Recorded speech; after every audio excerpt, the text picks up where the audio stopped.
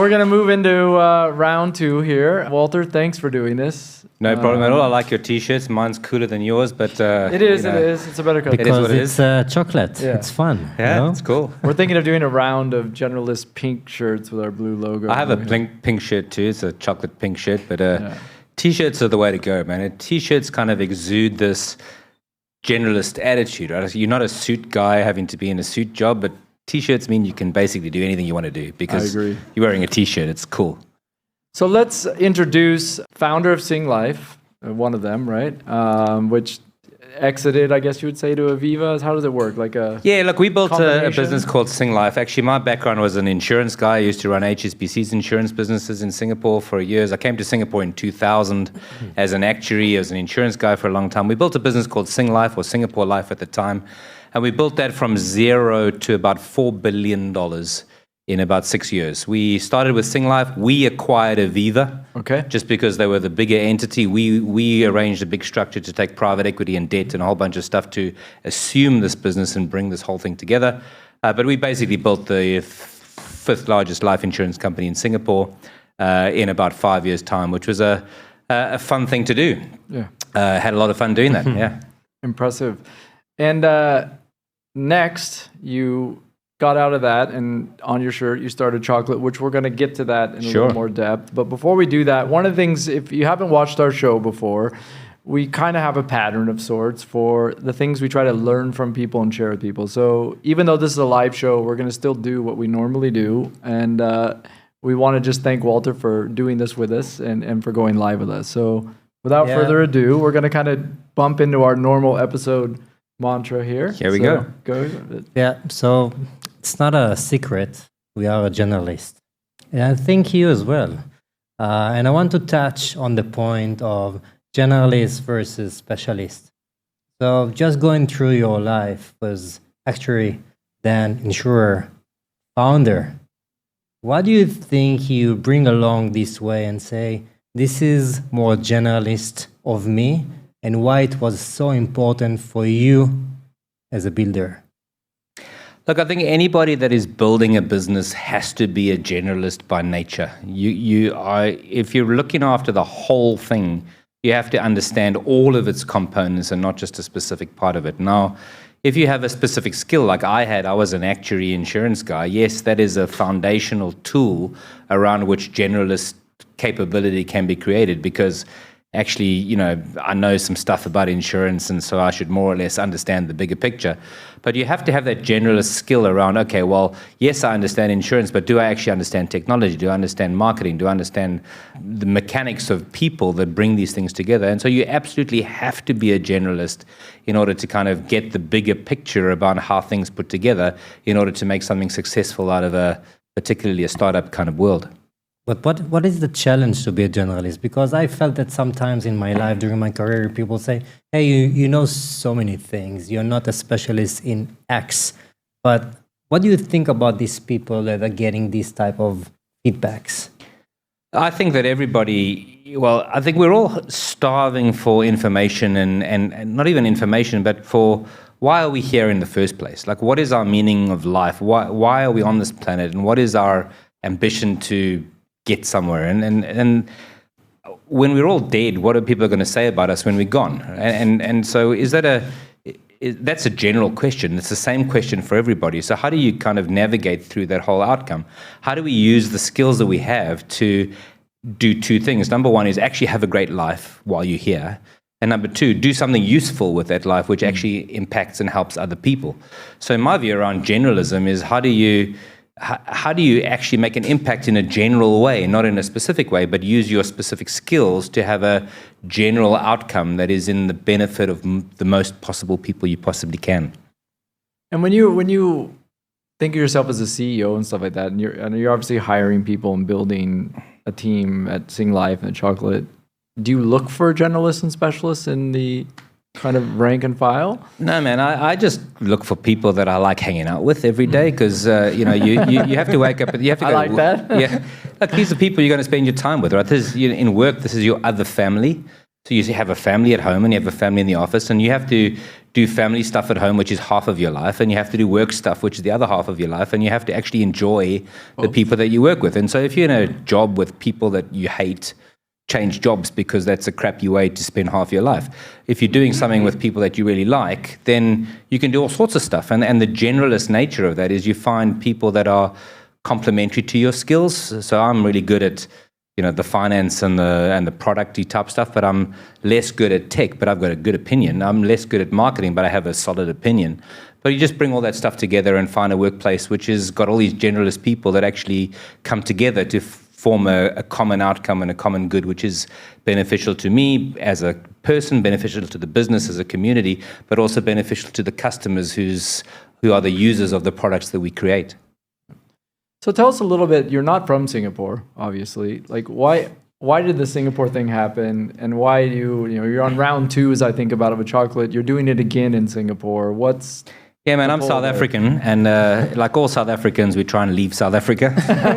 And I was 26 years old, and I told my employer at the time, and I said, look, I want to go overseas. And they said, no, you're actually doing quite a good job in South Africa. We want to keep you. And I said, look, you don't understand. I want to go overseas. Either you send me overseas or I'm going to go overseas. So they said, well, I've got a job for you in Singapore. Do you want to go to Singapore? And I said, well, where's Singapore? And they said, no, it's in Singapore. And oh, that's cool. This was 26 years ago, and I came to Singapore in 2000. And I've loved it ever since. And so Singapore is just my home. I live here. I'm going to be here for the rest of my life. My kids are currently serving national service. I have this is it. This is my place. I love everything about Singapore. I like its regulation. I like its capability framework. I like the structure of it all. I like the way Singapore works. And I love the weather. I know it's hot and sticky and rainy, but this like really suits me. And so this is how I am. And I got here by hook or by crook, but this is where I'm going to be. So the good advertisement. We didn't pay for that advertisement, by the way. So yeah. I'm going back to what made you who you are and how you going through your career, because different domains, insurer, and then a founder. And I guess there is maybe one skill that you carry with you and say, this is the one, or maybe two, that always assist me to succeed with what I'm doing. What was it? I'd turn it completely the other way around. Like, we've all got skills that we've picked up along the way. So you'll start off somewhere, you've got a degree or a first job or a certain set of skills that you picked up. But actually kind of get to a point in life where it's not so much about the skills that you have, but actually what do you want to do with your life? And that is about what makes you happy. What makes you feel like you've actually done something useful with the time that you have on earth. And for me, there was 2 key things. I want to wake up every day and say, yay, I'm going to work today. Yay, I love my life and what I do. I love working and doing and being where I am. It's not just the work that I'm doing, but it's the people that I'm working with, and the time that I spend in the office, the time that I spend at home with the family, and the time that I'm spending doing sports and fitness and whatever else that I'm doing. That I love my life. That's point number 1. But point number 2 is actually, what is the impact that I'm having on the world around me? And in my Singlife days, it was, how do I create or solve a problem which existed and do it in a better way than anybody else had done it before? And that was around, in that time, it was insurance. Insurance was my thing, and insurance sucked. And so I was going to build a better kind of insurance. And so we built a better one, and it worked really, really well. Now, with chocolate, it's around this whole idea that everybody has got money sitting in a bank account doing nothing. Like everybody, you and me, and everybody in the audience, we've all got money in the bank account doing nothing. And how can I solve for that problem? How can I give people a little bit more in a safe, regulated, well-constructed way so that you can actually have a better life, have a richer life, have 2 extra cups of coffee in a week just because you can, right? And I'm actually solving a real problem for people. And the fact that I'm loving my life, working with people that I love working with, enjoying every day and solving problems, but actually having a real impact on people to actually make their lives richer or make their lives better, that makes me super happy. So it's not necessarily about my skill. It's about how can I apply whatever skill I have to the outcome that I want to generate, which is a happier life for me and a better outcome for the people around me. But I think that the skill of asking questions, what suck, it's a skill. Not everybody asks, what suck, what is not good. And I think this is what I'm taking. Yeah, you carry, I know how to ask questions. I think I know how to ask questions. That creating success. that's creating something that I carry with me? Do you feel that you know how to ask the relevant questions? Look, I think usually is if I have a pain point, then other people have the same pain point as well. So I had a pain point around what do I do with my cash? What do I do with my investment? So therefore, if that's a problem for me, it's for the same problem for other people. So let me, instead of trying to figure out what other people are what the problems are in their lives, what are the problems in my life? Because I assume if I have those problems, then other people have those same problems as well. And when you actually analyze that, you actually realize that's absolutely true, right? If you can make your own life better and provide solutions for that, you can make other people's lives better as well. That's the outcome. So in this banking thing, I'm assuming everybody here has a Singapore bank account with a Singapore bank, right? The whole notion of like, oh, if you deposit your money on a Wednesday and you do 2 steps backwards and maybe you use your ATM on a Thursday, we might give you extra interest this month. You know which game we're talking about, right? And it's just comical, right? And coming from American places, I always have just baffled at this and the way mortgage interest works. Why is it this way here? And how do you kind of envision competing with that, knowing that it's such a kind of funky setup, if that's the word? Yeah, spot on, right? I mean, I think, as time goes by, all of these financial institutions have had to compete with each other in some funky way to kind of differentiate themselves. So if you stand on one leg, hold your nose, put your money in on a Wednesday, you might actually get something. My current favorite thing is the bank. So you can earn 4%, but you can actually only earn it on your money between $100,000 and $105,000, and everything else earns nothing, right? So it's. But you can't withdraw on Tuesday either. Exactly. But so there's a lot of hoops. Yeah. So part of the things what we were doing with chocolate is to say, actually, let's just try and cut through all that nonsense and just to say, well, actually, let's start from the bottom up. We give you 2.5% return on your cash up to 20,000 and 2.2% up to 50,000 above that.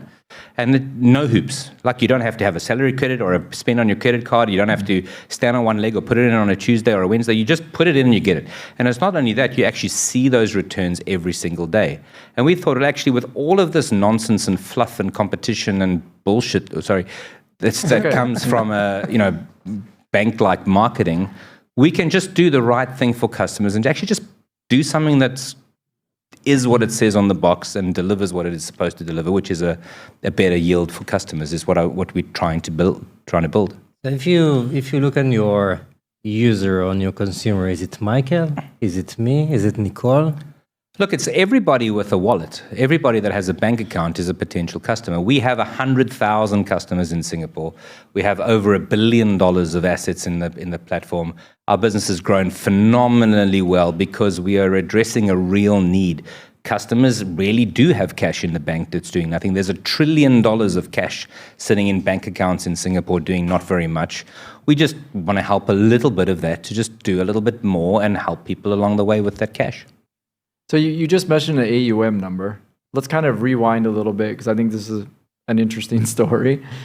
You guys had a crisis. I'm just going to use the label crisis. At a certain point, what happened as a CEO from your point of view? Because a lot of people probably don't know your take on it and kind of how have you come through that and where are you today after it? Sure. Look, so Chocolate Finance really challenged the world around how money works and how we can do better things for customers. We grew from $0 to $1 billion+ in about 7 months, very, very quickly. And we thought actually we're so good at helping people with their cash. Let's also help people with their spend as well. How can we give people a better rewards program on cards and spending and potentially help customers who are spending, help them also with their cash savings, and help customers who are saving, help them with their spend. And so we got really aggressive in trying to how do we help people to spend money and earn rewards from that. Yes, we overstretched a little bit on that, to be honest. We offered rewards which weren't really sustainable, and we pulled that back. And as a result of pulling those rewards back, a couple of people were not happy with that and kind of were vocal about that, and which then triggered a mechanism around a certain level of sentiment. Now, what we had done with the business was we're an asset management business which delivers returns based on an asset management portfolio, and we had a certain amount of ability to do instant withdrawals. Now, when we had an outflow, we had to curb that as well, which gave a certain pause to how that worked. Now, that was a an event in our world, and people said, "Oh, just take note. Money is not always instantly withdrawable, but actually the money is still delivering a fantastic return. It's still safe as houses, still grows." So yes, we had a bump in the road as you grow on this fantastic growth trajectory, but now it's all back. Customers have come back, and it's all carrying on, and we're delivering on the promises, which is to deliver people a better return on their cash. And that's continuing on as we go from strength to strength in our purpose. So all businesses in their early phase go through a couple of learnings. This was one of them for us, but this is the things that's going to get us on and propel us on to the next as we go. Yeah. Exciting. Do you feel that sometimes I'm a cybersecurity guy? Yeah, it's not something that I can hide. And yeah, I've been in many different type of situations. But when I look back, I don't know if it's happened to you. When I look back, I said, sometimes I'm happy that it happened because I study a lot from that and it's grew me. Did you have that feeling? Yeah, of course. Look, we grew so fast as an organization that actually you have to sometimes take some stock to just kind of, just check, and so that you can make sure that everything's going in the right direction so that you can keep growing as fast as you can. We are regulated by the MAS. My CTO's in the room over here. We were able to process massive amounts of data and products and withdrawals and subscriptions in a fully automated, executed way. Technology is core to everything that we've done, and it all works brilliantly, right? And so, yes, sometimes you have these pauses where you restock and just check. Actually, this live test of our systems actually has demonstrated that it actually works like we said it was going to work, and we're now set for world domination. We're just taking the core of what we've done now in Singapore and using that franchise capability ecosystem, knowing that we can actually deliver for customers a better return, and I'll take that proposition and put it into new markets as we continue to grow our proposition. We're actually only a year and a bit old as a company. And I think for what we are as a business and how fast we've grown and all the learnings we've had along the way, I think the sky is the limit for what we're trying to do, because we're actually challenging banks to be an alternative place for money, and we're winning. So I'm super cool and super happy. Which I think it's beautiful. Yeah, disruption is like the way of doing new things, and I'm sure part of that is AI. And you use it in your technology, and maybe it's the nature of the company, and I'm sure that it changed the way you run the company. Look, AI is now in today's world permeable into everything that everybody does, right? And so whether it's customer service kind of querying or organization of data, or just making systems just work faster and more responsive, is all cool. I think AI to replace people is not a thing in my view yet. I think, yes, it helps people enhance their business, make them go faster. So we can actually run a much more efficient business with all of these AI-related tools.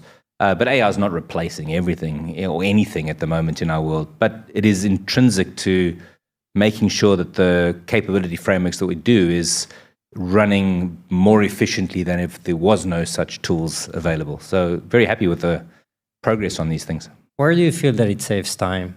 Like in customer journeys, like backend? In delivery. All sorts of places, right? So customer service, queries, how do you extract data from different places and be able to present that data in a consistent way? How do you formulate language around helping your customer service people to respond to customers in a correct and transparent and tangible way?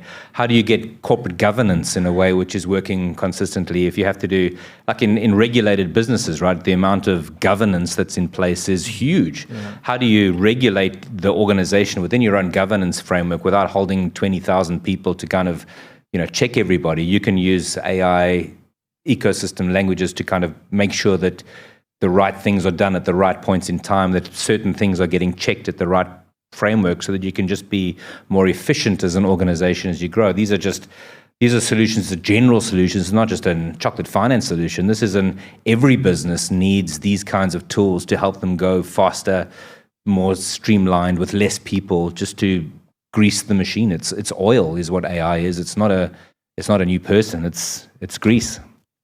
So we have kind of a tradition on the show of discussing the ecosystem, so to speak, but also being candid and realist about it, but also wanting to kind of talk about some positivity. You started Singlife here. Mm-hmm. You started Chocolate Finance here. If you read LinkedIn and you read what the media is saying, it's funding is down, there's fraud, there's not a lot of exits, the VCs are struggling. There's a whole narrative you can decide to click on, but yet you're like, hey, I've done it once, I'm doing it again, I'm staying put.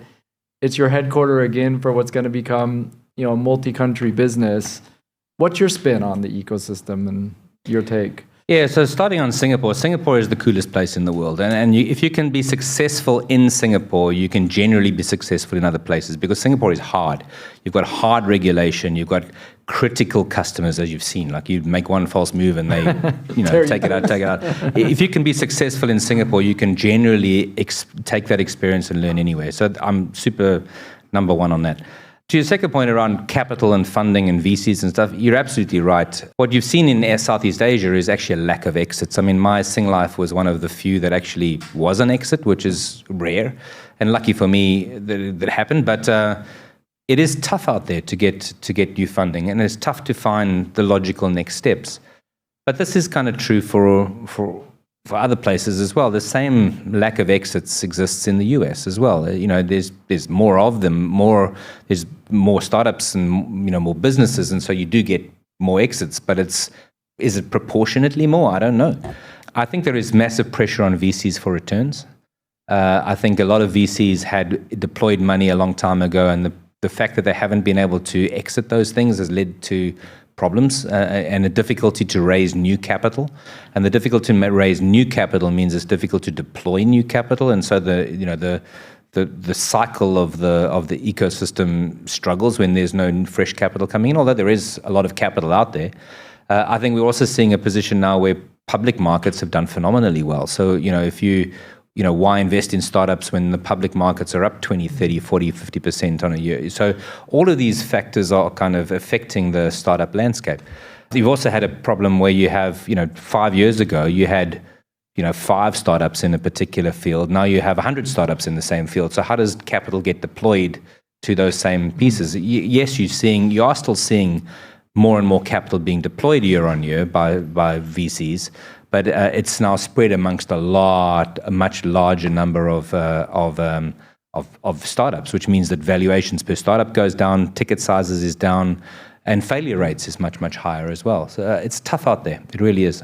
So as a person that have a huge passion for Singapore and also entrepreneur in your soul, and maybe someone is watching us right now as a builder, Gen Z founder, he or she or it, and say, hey, I want to be Walter. What's your recommendation on that? Like, just wake up in the morning and do what you really want to do, right? If you wake up in the morning and hate your life, then just do something else. If you are in a regulated world, like financial services, the recommendation is to work for a regulated entity for a couple of years before you try and be regulated, because there's so much skill you need to understand and navigate all that regulatory stuff that trying to do it without all of that is going to get you into problems later on. Be hungry, right? No one is going to help you in this world. You just got to go out and get it, right? You just got to push and hard and hustle and smash it out there and follow your passion. But ask yourself in the morning, every single morning, just look yourself in the mirror and say, do I love my life? And if you can't say I love my life, then do something else, because it's hard. And the only way you can get through all of the stuff that we do as founders is if you wake up in the morning and say, I love what I do. It makes me super happy to be doing this. I know it's hard, but that hardness and challenge is energizing to me. I have support from my family and the people around me to deliver this thing, this goal, this big audacious thing that I'm trying to do. I love this thing and I'm going to keep going. And if you can't answer that continuously all the time, you'll have a tough time going forward. But if you can, you'll have a wonderful, wonderful life. Amazing. Exciting. Last thing, just before we go to our closures. How do you see Chocolate Finance future? Tell us, give us your crystal. Yeah, look, world domination comes to mind. Which is I'm favorite of, by the way. No, look, I just want to wake up in the morning, like I said, and have and enjoy what I'm doing. So we build the biggest, coolest piece of equipment that we can. And my view is if you've seen the baseball movie with, if you build it, they will come. just build something really cool that actually is solving a real problem for real people. That'll work, and you can expand that business. What do I want for Chocolate Finance? I just want to give people a better financial services offering. Right? We've started with cash. Cash works really well. It's a very simple thing. Do you want 2.5% return on your cash? Yes or no? Very simple choice. Yes, I want it. Therefore, download, click. 2 minutes later, money's working hard, right? We do that now in Singapore. We will do that in other geographies. The next question is, okay, do we move from cash to longer term stuff, right? I think that there are millions of people out there that really struggle with finances, that really do not know what to do not know where, or scared about where to put their money because they just don't know and they don't trust. How can you build a product which is actually not a stupid idea, low fees, long term? Yes, my cash is working well for me, but actually I need to think about my longer term retirement. What am I doing with that money? And I don't want to be thinking about Tesla and Apple and gold and crypto and all that other stuff. I don't want to think about, is my advisor ripping me off? I just want to have something that's not a stupid idea and a nice place to put it and think about it cool, right? And I think there's a place for us to grow in the next phase, but time will tell. We're still helping a lot of people with their cash at the moment, and I think that's growing very well, and we'll see how it all goes. Awesome. Amazing. It's fantastic. Right, so we asked this question of everybody, and we've kind of, the podcast has evolved in our learning, and we've had some guests give us some pretty critical feedback, which has been interesting for us. So we've switched this question around to be more of like, if you were talking to a 20-year-old, any of them, what's a life tenet you would want them to believe from you without questioning it? Man, it's different. Like 20-year-olds today are very different from 20-year-olds when I was 20-year-old. And I have a 19-year-old son who's currently doing national service here. And these are the questions. He's a cool dude. I met him. Yeah, he's a cool dude. Yeah, he's a cool dude. Yeah. But actually, the same thing I tell him is the thing that I tell everybody else is build something. Like just do something that's useful. I don't know, like Instagram and YouTube and all that stuff is all super dopamine cool. But actually, if you've got some spare time, just build something. Build an N8N agent. Build a stupid phone app. Just build something and do something. Like play with Lego. We used to play with Lego when we were little. And nowadays, you should be playing with tech and apps and stuff. So build something. That's different from learn something. Because learning something, you have to go to university and you have to go to school. And that's like plain vanilla. It's just like hygiene. You have to do that. But you don't have to build something.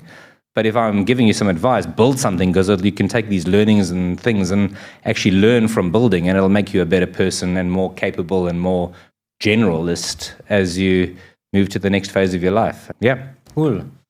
So CEO, lots of passion, builder. What do you do for your physical and mental health? Well, I ride a bicycle a lot. I play touch rugby. I play golf. So my current thing at the moment is I've signed up for a big bike race in Vancouver in May next year. Wow. So I'm trying to put in some hours on the mountain bike to stay relatively in shape because I'm one of these like all or nothing people. If I don't put a big goal in front of me, then I don't have the willpower to kind of aim for it. And so if I put something really big there, then I can actually strive for it. And that then kind of gives me a motivation, because otherwise I wouldn't do it. Yeah, just try and balance, right? It's a work, family, and a bit of sport on the side. Try to keep it as well-rounded as you can. But, spend time with the family is a really important thing for balance and personal well-being. Yeah. Great. Share anything you're reading, watching, podcasting, listen to that you find useful. Which is not us. Yeah, not you guys. Other than you guys. My wife gives me a hard time because I never read a novel, and I say, "Well, I read stuff all the time, so I'm so busy." Who have I been following of late? I'm a huge Simon Sinek fan. In fact, the whole Chocolate Finance brand actually came from one of his pieces of work called The Infinite Game, around how do you create a positive emotional relationship with the people around you for an infinite happiness, and so the Chocolate Finance brand was stemmed from how do I create a happy place for money? How do I create positive emotion and build brand around that? So Simon Sinek, I really value the guy. I think his insights are really good. And the second guy I follow a lot is Scott Galloway. I mean, it was mentioned that earlier. I think that guy is super smart. I think the reality of the world now is very different. some of his insights are inspirational about the future evolution of consumer behavior. In my days, my parents told me, you get a degree, you work as hard as you can, you save for a bit later, and then you can have a nice life later on, right? But actually, what I'm seeing in today's world is that people that actually have followed that advice, that are in their late 20s, early 30s, have got a degree, worked hard, and try to save as much as they can, and actually they're worse off than their parents were at the same point. Their houses are still out of reach, as are cars, and so the whole, what I've been told is a good idea is not necessarily worked its way out. And I know Scott Galloway has pushed a lot of those thoughts, and I really believe it. I think the youth or the young people coming through the ecosystem need something new and fresh, and chocolate is hopefully going to try and help people to get a little bit more richness out of those life moments to the best of what we can possibly do, given how messed up the world is today. Yeah. Cool. Great. We want to end shortly, but let's have a couple questions. If anybody has any to ask, hopefully we have a couple. You guys are ready? Thanks to the host, and thanks, Walter, for the insights. So obviously, Singlife was a huge success. So you must be reapplying a good part of the playbook to chocolate finance. But I wanted to know which part are you doing differently in chocolate than in Singlife, whether in terms of growth or organization, if any? Yeah, look, I think when I did Singlife, I was actually coming out of a big corporate organization. I used to work for a big bank, insurance part of a bank before that. And so you take a big corporate view of life as you start a new business. Moving from Singlife to chocolate, you actually realize that those old ways of thinking are less important, and you're actually much, much more worried about the future rather than the stakeholders. So you can build with much smaller teams, much more aggression, and much more confidence of the future. The other thing with Singlife, obviously, was we started with, nothing, and we had no choice. Failure was not an option, because if you fail, it's all gone. But actually, having gone through the Singlife story and realized that actually you've learned a bunch of stuff, you can actually, with chocolate, take a lot of those learnings and be a little bit more aggressive around how you address the problems and push it a bit harder. Yes, in chocolate's case, we did push it a bit harder than what we should have possibly on growth. But it's the release and enablement of being your own master is one of the bigger differences. Yeah. Got it. Good one. Mind if I go? How's it, as they say in South Africa? Very curious, second-time founder, obviously on a good wicket. I'm curious, I'm sure you had a couple of other ideas worth pursuing. Was there a choice you had, or you felt this was actually the right time for chocolate? What did you leave aside to pursue what you're doing at the moment? Yeah, look, I think the choice was either chocolate or sit on my ass and do nothing. But the reality is that chocolates came from an idea which we started at Singlife. And then Singlife, we actually, it's a distribution business. Insurance is one of those things you have to distribute, right? You can't, it's like a car. You can have a beautiful car, but if you've got no petrol in it, it's not going to go anywhere. So every business is about how many customers you can bring on board and how you can sell it. And so in an insurance context, the best way to sell insurance is, yes, you've got agency and advisors and direct.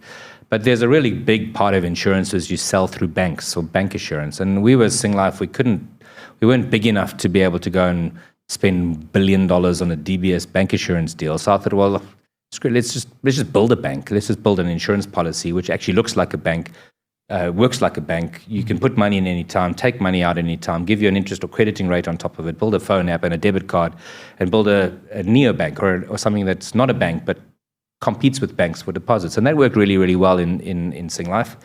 The problem that I had in Singlife was there was an on-balance sheet product, right? Which means that if you give your money to a bank or a Singlife, it's actually you're giving it to them, right? It's like on their balance sheet. And if Singlife goes, then your money's gone, right? And that's why banks and insurance companies have to hold a huge amount of capital. And so what I thought was when I was leaving, and I thought there's still the same fundamental problem. People are not getting a great return on their cash. Can I do it in a way which is better? If I'm having to hold a huge amount of capital on a balance sheet, I'm actually reducing the returns I can give to customers because capital actually absorbs or costs money to hold. And so with chocolate, we thought, well, actually, can I do a 2.0, 3.0 version of this cash optimization engine? But instead of putting it on my balance sheet, I put it in a separately segregated, ring-fenced, custodized, safe account, right? And manage it in the same way as I would have done it with Singlife in a way which is going to optimize returns without the drag of capital and the bank balance sheets like restrictions. And so we can just accelerate and grow that and scale it infinitely without these kind of mechanics. So I was passionate about that particular use case. And so I thought, well, actually, I've done it once, 1.0 Singlife. Now I'm doing a better version of it, 2.0, and it's working way better than what I thought it was going to. But sometimes I do think maybe I should have spent my time playing golf and sitting on a beach. In Sentosa. Yeah. I think we have a few more. Yep. Anyone want to? Yeah. Go first. Yeah. When taking chocolate finance to market, what was the most unexpected or surprising learning? Could be both negative or positive. Look, when you bring any product to market, particularly a retail brand, you realize there's a couple of things. Number one is people don't activate or buy the first time they hear your message. People need a number of different touch points before they activate. And those touch points need to be in multiple different places. So when we launched Chocolate Finance, we made a very, very big decision around going big, right? We did a really big activation of chocolate. We did subway wraps and buses and taxis and billboards and the whole lot. We did on top of that, you've got a huge amount of Google and Facebook and Instagram activation, all of these things together, and press and articles and blogs and influencers, and put all this stuff together. And what happens is that if you can get your point of view into multiple touch points, your credibility stake goes up because people are seeing you in different contexts. But actually, the number one activation of Chocolate Finance distribution was people that were customers that referred their friends because they were happy with the product. They had a great experience of what they were seeing. They loved seeing their daily returns. They got what they said on the box, and they went home and said, "This is a cool thing. You should sign up to." In fact, for every one customer that we got from self-activated or marketed, we got about 1.8 customers. So it's almost 2 to 1. Wow. 1.8 customers from referrals, just because people were happy with the product, they told other people. That's big. One more? Me? Yeah, go. Yeah. Nicole? Thank you very much for this open and candid conversation. I can honestly say, as of today, I love my life. So Me too.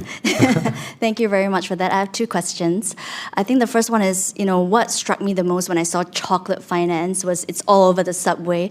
And the first thing that came to my mind was, how do you compete with Endowus and Sife that already has a very big market share in Singapore? So that would be my first question.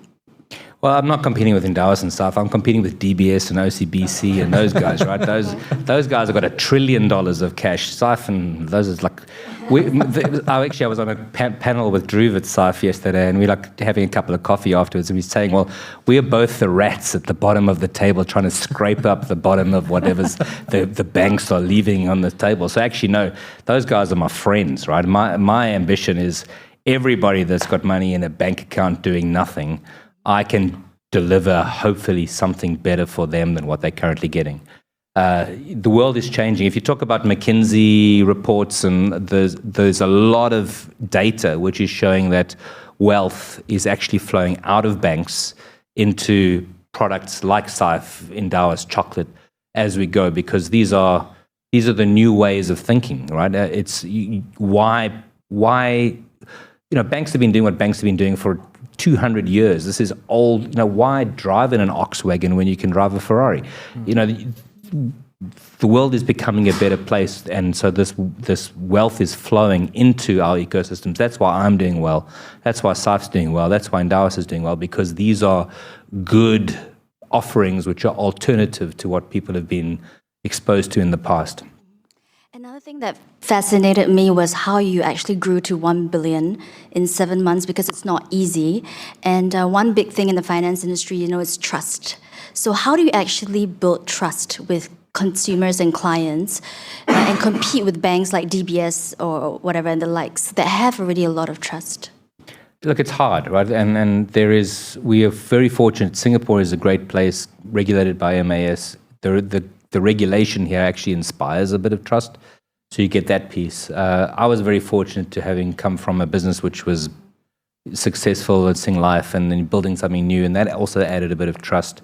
I think big and bold adds trust. I think if you're just a corner shop doing something really, really small, it's quite difficult to have trust. But if you have a name on a building, that actually inspires trust.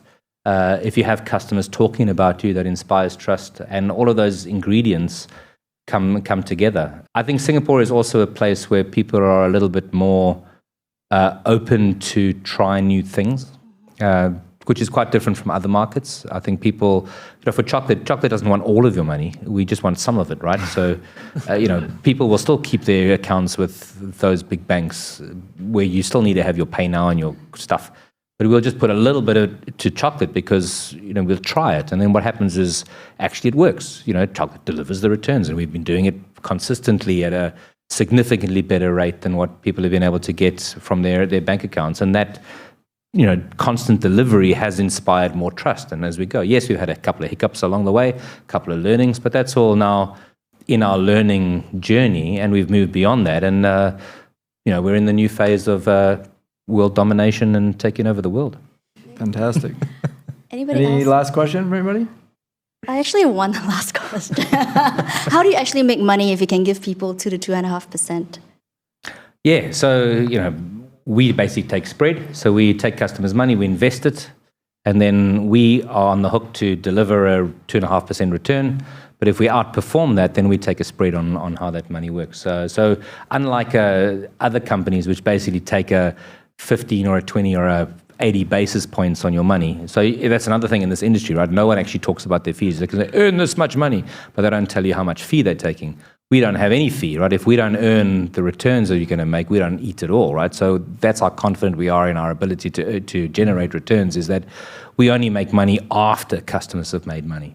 So that's how our whole business operates, and that's why we think we can inspire more trust. And actually, we've been able to deliver better returns because we're making money because it's delivering better returns to customers. Yeah. Fantastic.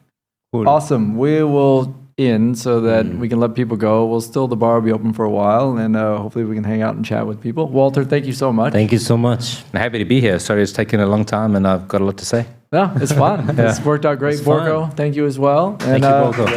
If we have people on the stream, thank you, and we appreciate the turnout.